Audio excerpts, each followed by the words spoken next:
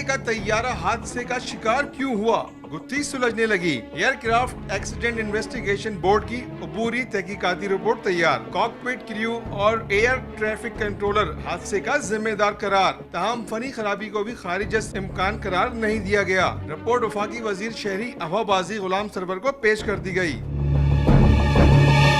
Report के मुताबिक landing के वक्त कॉकपिट क्रू ने एयर ट्रैफिक कंट्रोलर की हिदायत नजरअंदाज की। एयर ट्रैफिक कंट्रोलर भी अपनी हिदायत पर अमल दरामद कराने में नाकाम रहा।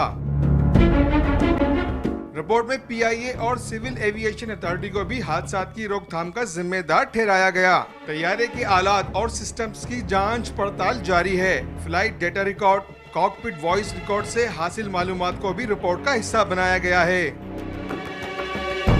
तैयारे की लाहौर से कराची परवाज का एयर ट्रैफिक कंट्रोल से हासिल रिकॉर्ड भी रिपोर्ट का हिस्सा है। ज़राए का कहना है कि हादसे की मुकम्मल और हतमी रिपोर्ट आने में 6 माह से 1 साल तक का वक्त लग सकता है।